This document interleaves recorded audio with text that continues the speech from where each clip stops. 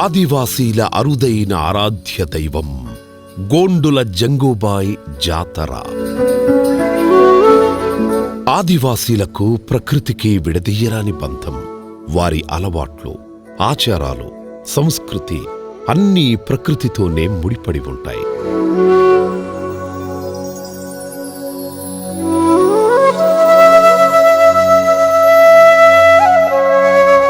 కొండకోణంలో జీవనం, అడవే జీవనాధారం.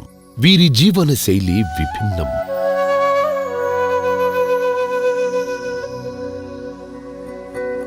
ప్రకృతితోనే మమేకం. ప్రకృతే ఒక పాఠశాల. నాగరికత పుట్టుక, ఆచార వ్యవహారాలు, సంప్రదాయాలు అన్నీ ఇందులో భాగమే.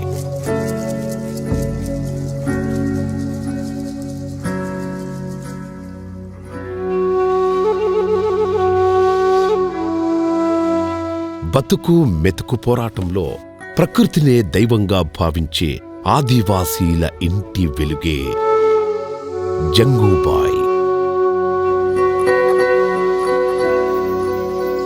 తెలంగాణ అంటేనే సకల ఉత్సవాలు కొలువైన నేల.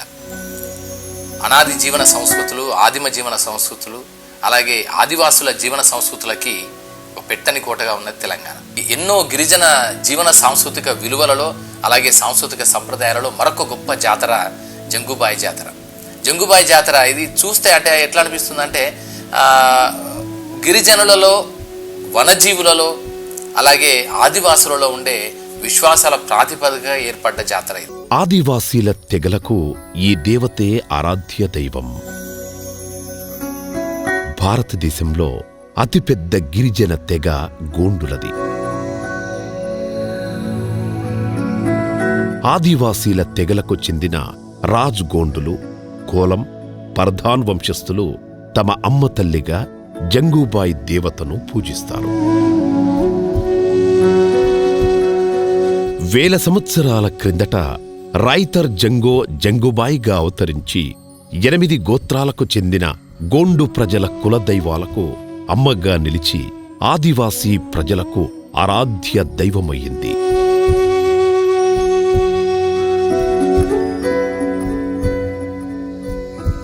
ఆదివాసీ ప్రజలకు జంగూబాయ్ జాతర తమ జాతులకు సంబంధించిన ముఖ్యమైన జాతరే కాకుండా ఒక సామాజిక, సాంస్కృతిక చిహ్నంగా కూడా భావిస్తారు.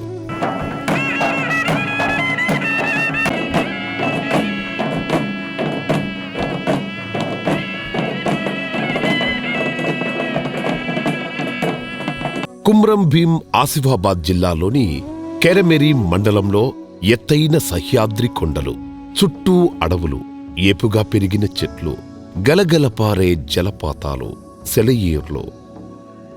అభయారణ్యం మధ్యలో ఉందో పుణ్యక్షేత్రం. అదే జంగూబాయ్ వనక్షేత్రం.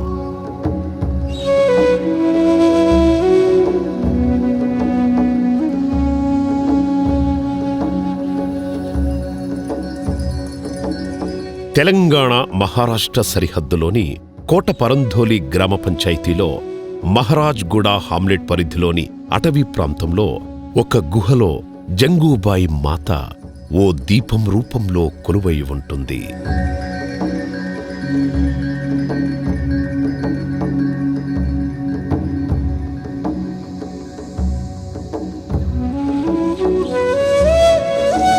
గోండు ప్రజలకు చెందిన 12 గోత్రాల కులదైవాలను ఈశ్వరుడు మహారాష్ట్రలోని కచార్ఘడ్ ప్రాంతంలో పెద్ద గుహలో బంధిస్తే వారిని జంగూబాయ్తో పాటు పహాండీ కుపార్ లింగో రక్షిస్తే సాక్షాత్తు శంకరుడే ఈ దేవతను ఇక్కడ ఒక పెద్ద కొండలో జీవం పోశాడని ఆదివాసీలు భావిస్తారు. అందువలన ఈ దేవతని జై జంగో, జై లింగో అని పిలుస్తారు. ప్రఖ్యాత యూరోపియన్ ఆంథ్రోపాలజిస్ట్ క్రిస్టఫర్ హెమెండార్ తన పరిశోధనలో భాగంగా రాసిన ద రాజ్గోన్స్ ఆఫ్ ఆదిలాబాద్లో ఈ విషయాన్ని తెలియజేశారు. లక్షలాది మంది ఆరాధించి పూజించే జంగూబాయ్ జాతర ఉత్సవాలు ప్రతి ఏటా పుష్యమాసంలో ప్రారంభమై నెల రోజుల పాటు కొనసాగుతాయి. దేశవ్యాప్తంగా దాదాపు 750 రకాల తెగలకు చెందిన పండుగలకు వేడుకలకు ఈ జాతరతోనే అంకురార్పణ అవుతుంది.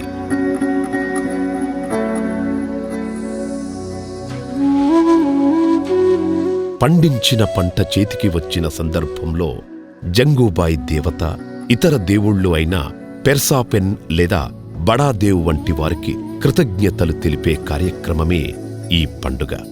ఈ జాతర యొక్క మరొక అద్భుత అంశమేంటంటే ప్రకృతినే శక్తి స్వరూపిణిగా కొలిచి పూజించడం.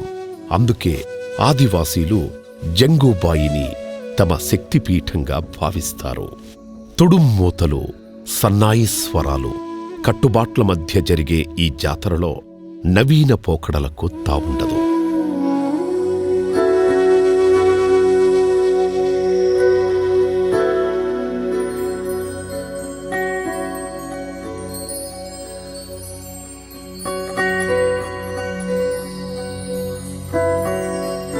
దట్టమైన అటవీ ప్రాంతంలో జరిగే ఈ జాతరకి అత్యంత నియమనిష్టలతో ఎన్నో కష్టాల కోర్చుకొని తెలంగాణ, మహారాష్ట్ర, ఆంధ్రప్రదేశ్, ఛత్తీస్గఢ్, మధ్యప్రదేశ్, ఒడిశా, జార్ఖండ్, ఉత్తరప్రదేశ్ రాష్ట్రాల నుంచి ఇక్కడికి చేరుకునే భక్తులు దీపం రూపంలో ఉన్న అత్యంత పవిత్రమైన, శక్తివంతమైన జంగూబాయి మాతను దర్శించుకుంటారు. ఒక మానవాళి ప్రకృతికి చేస్తున్న ఒక నీరాజనంగా, నివాళిగా అనిపిస్తుంది. ఈ ఆదివాసీ జీవన సంస్కృతిలో ఉండే గొప్ప విశేషం ఏంటంటే ఇది ఒక థ్యాంక్స్ గివింగ్. ఇది అంటే గెలుపులు ఓటములు కాకుండా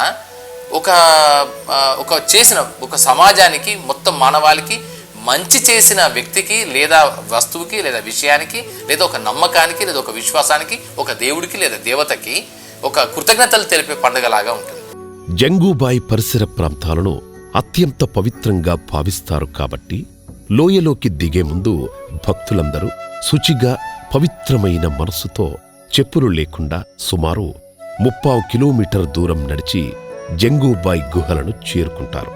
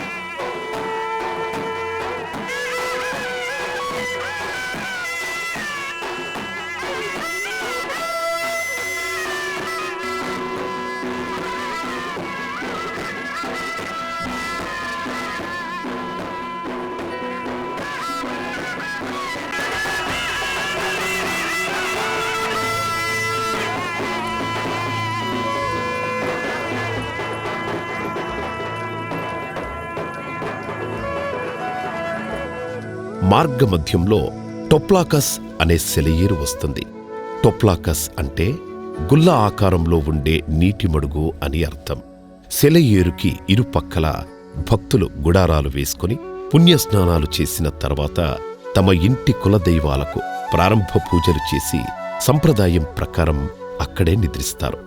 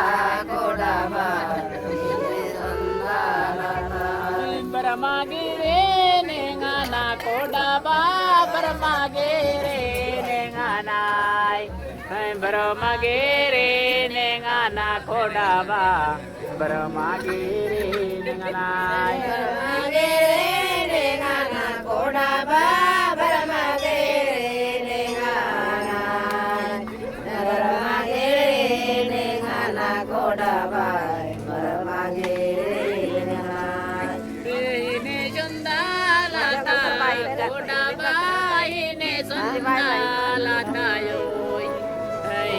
Sundalata kodaba ine sundalata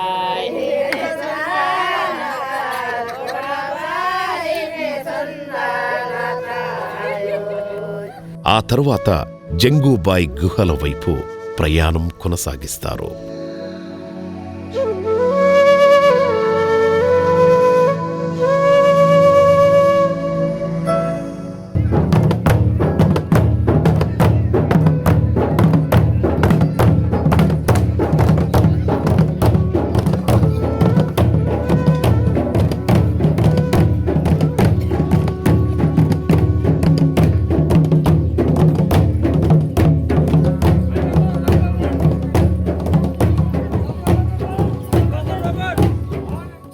జంగూబాయ్ గుహలను చేరుకునే ముందు వాటి చుట్టూ తిరిగే వాగుని దాటాల్సి ఉంటుంది.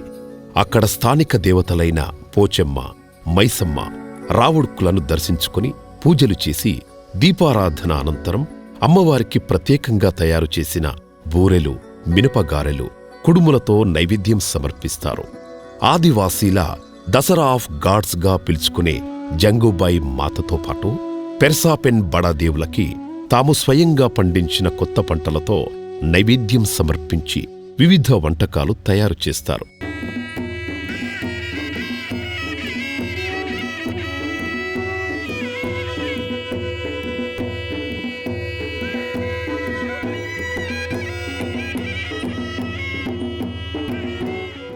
ఈ వాగుకి ఎడమవైపు ఒడ్డున ఆనుకొని ఉన్న ఒక గుహలో జంగూబాయ్ మాత కొలువై ఉంది. అది ఒక పవిత్ర స్థలం. జంగూబాయ్ కొలువైన గుహలు భూమట్టానికి కొంత ఎత్తులో ఉన్నాయి. అయితే ఛత్తీస్గఢ్ నుంచి వచ్చి జంగూబాయ్ దేవత ఇక్కడి గుహలో పోచమ్మ ఆలయం వెనక బస చేసిందని కొన్ని పురాణాలు చెబుతున్నాయి. ఇక్కడ మరో గాథ కూడా ప్రచారంలో ఉంది. జంగూబాయ్ గోండు దేవతలను విడిపించడంలో కృషి చేసినప్పటికీ ఆమెను ఆరాధించేందుకు కటోడాను పొందలేకపోయింది.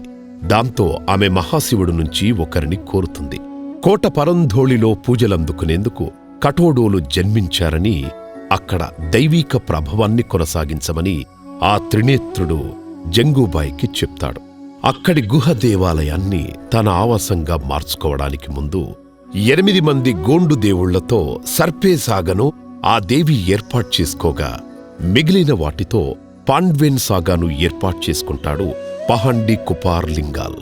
ఆ దేవుళ్లందరికీ ప్రత్యేకంగా ఒక్కొక్కరికి ఒక్కో పూజారి ఉంటాడు. పెర్సాపెన్ ఆచారాలతో లింగాల్ స్థాపించినట్లు విశ్వసించే వంశదేవతని ఆరాధించే ప్రార్థనలతో లింగాల్ని కూడా పూజిస్తారు. జంగూబాయ్ దేవత యొక్క స్థలాల్లో ఉండే ఇనుప చువ్వలు పహాండి కుపార్ లింగాలను సూచిస్తాయి. చిన్న దేవతల విగ్రహాల వలె అవి కూడా పూజలను, నైవేద్యాలను అందుకుంటాయి. కాని లింగాల్ కోసం ప్రత్యేక ఆరాధన, జాతర, పూజలు వంటివి మాత్రం నిర్వహించబడవు.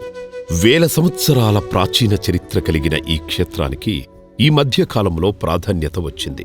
గోండు పెద్దలు కటౌడాలు అంటే పూజారుల సమక్షంలో, గిరిజన భక్తులు వెదురు గంపలలో పూజా సామాగ్రితో డోల్, డప్పు, తుడుం, సన్నాయి వంటి వాయిద్యాలతో జంగూబాయ్ గుహలను చేరుకుంటారు.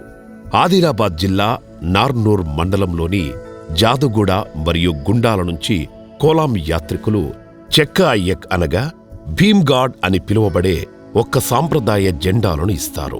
వెదురుగంపలో నైవేద్యం కోసం సాంప్రదాయ పద్ధతిలో స్వయంగా పండించి పట్టించిన బియ్యం, పప్పు, గోధుమలు, బెల్లంతో పాటు నువ్వుల నూనె, ఆముదము నూనె ఉంటాయి. తెల్లటి వస్త్రాలలో హుందాగా అలంకృతులు అయిన గోండు పెద్దలు జంగూబాయి గుహల్లో అత్యంత నియమనిష్టలతో పూజలు చేస్తారు. గుహలోపల అక్కడ కొలువై ఉన్న జంగూబాయి మాతను దర్శించి వస్తారు. పూర్తిగా గుహ కావడం వల్ల కూర్చొనే అందులోకి నడుస్తారు. గుహలోపలికి పాక్కుంటూ వెళ్తేనే కాని అక్కడికి చేరుకోలేము. చిమ్మ చీకట్లో దీపం వెలుగుల్లో జంగూబాయి దేవత కనిపిస్తుంది.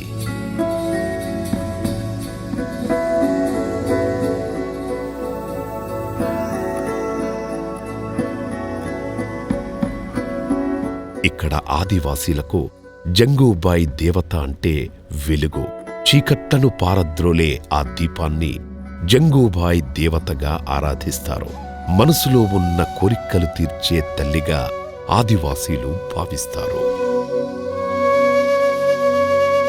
వాగు పక్కన ఎత్తైన కొండ మధ్యలోని గుహ లోపలి భాగంలో కాంతులు వెదజల్లే దీపమే జంగూబాయి దేవత. ఆదివాసీలు బహుశా నిరాకార రూపం యొక్క మహిమను గుర్తించి పూజించడం వల్ల తమ జాతి యొక్క సమూహానికి సర్వశక్తులు ప్రకృతి మాతగా పిలువబడే జంగూబాయి అందిస్తుందని బలంగా విశ్వసిస్తారు.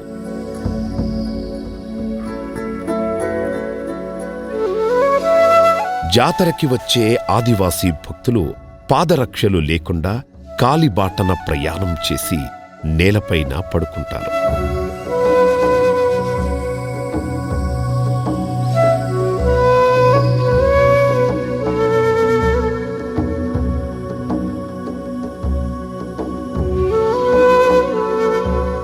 వివిధ రాష్ట్రాలలో ఉన్న జంగూబాయిని కొలిచేవారు వేలాదిగా ఒకే వేదికపై మొక్కులు చెల్లించుకుంటారు. పోచమ్మ తల్లికి, మైసమ్మ తల్లికి కూడా మొక్కులు తీర్చుకుంటారు. భక్తులు అమ్మవారి దర్శనం అనంతరం కలిసికట్టుగా భోజనం చేస్తారు. ఆ తరువాత వారు సంగీత వాయిద్యాలతో సంప్రదాయం ప్రకారం చిన్న పెద్ద, ఆడ మగ తేడా లేకుండా నృత్యం చేస్తారు. చప్పుళ్లతో ఆ ప్రదేశమంతా మార్బ్రోగిపోతుంది.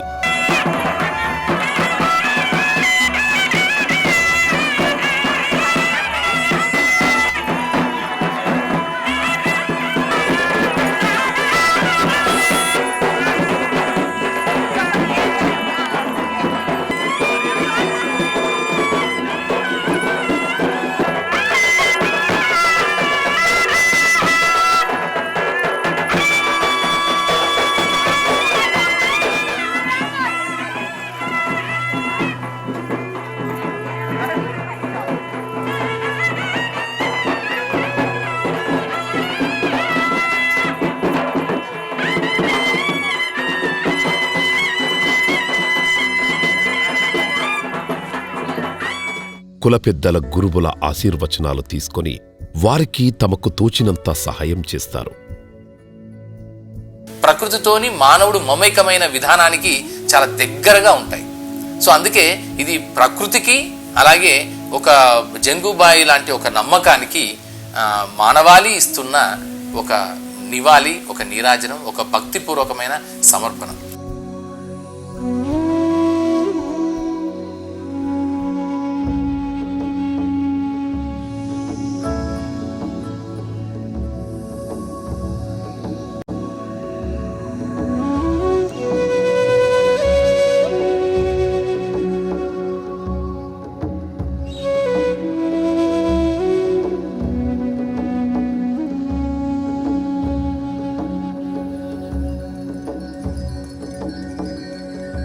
జంగూబాయి జాతర సమయంలో దేవత రక్షణ కోసం 8 గోత్రాలకు చెందిన ఆదివాసీ ప్రజలు పనిచేస్తారు. గోత్రాన్ని బట్టి పని విభజన చేసుకుంటూ జాతరను నిర్విఘ్నంగా కొనసాగిస్తారు. ఇక్కడ ఎలాంటి నిర్మాణాలు లేవు. ప్రకృతి సిద్ధమైన దారి, రాళ్ళు రప్పలు, 2 చెట్ల కింద పసుపు కుంకుమలు అద్దిపెట్టి ఉన్న కొయ్యతో చేసిన చెక్కలు నాటి ఉన్నాయి. ఈ ప్రదేశాన్ని కోట పరంధోళి అంటారు. అంటే 45 శివార్లు దాటినవారు అని అర్థం. ఈ జంగూబాయి గుహ మార్గం ఒకప్పుడు 10 కిలోమీటర్ల పొడవులో సొరంగ మార్గాన కప్లాయి ప్రదేశం వరకు ఉండేదని స్థానికులు చెప్తారు. జంగూబాయి మాత దర్శనానికి విచ్చేసిన భక్తులు సమీపంలో ఉన్న కప్లాయి మరియు సిద్దికస గుహలను తప్పనిసరిగా దర్శిస్తారు. కప్లాయి అంటే కప్పులోయ అని అర్థం. ఈ ప్రాచీన గుహలకి కొన్ని వేల సంవత్సరాల చరిత్ర ఉందని పరిశోధనలు చెప్తున్నాయి. గుహలో పూర్తిగా కటిక చీకటి ఉండటం వల్ల భక్తులు తప్పనిసరిగా టార్చు వెలుతురులో జాగ్రత్తగా లోపలికి వెళ్లాల్సి ఉంటుంది. ఈ గుహల అద్భుత సౌందర్యానికి సంభ్రమాశ్చర్యాలకు గురి కావాల్సిందే.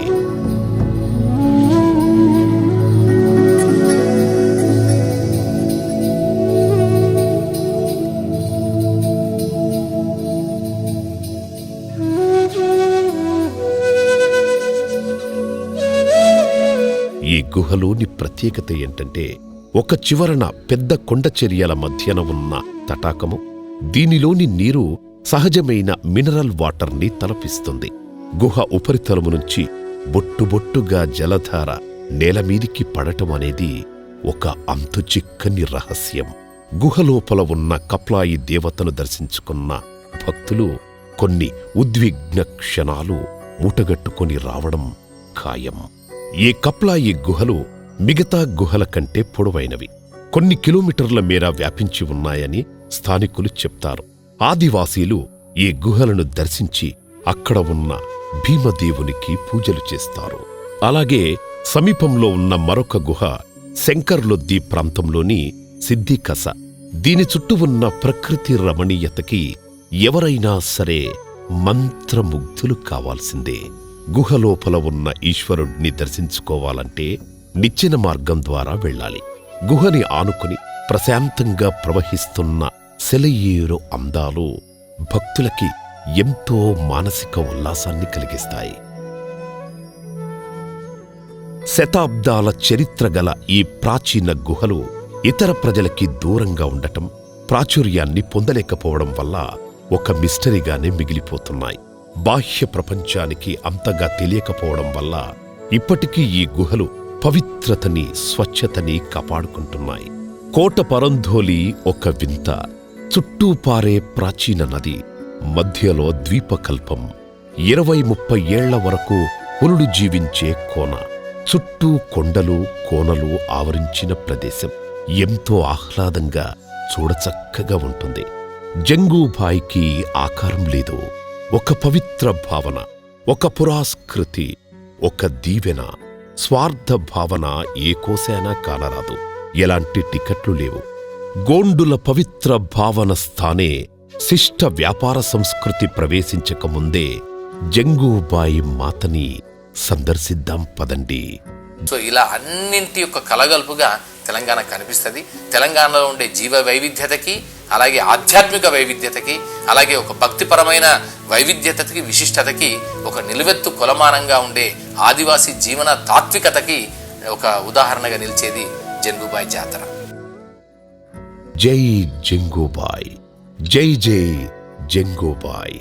తెలంగాణ ప్రభుత్వం జంగూబాయి క్షేత్ర విశిష్టత గుర్తించి ప్రతి ఏటా నిర్వహణ అభివృద్ధి కోసం కార్యక్రమాలు చేపడుతున్నారు.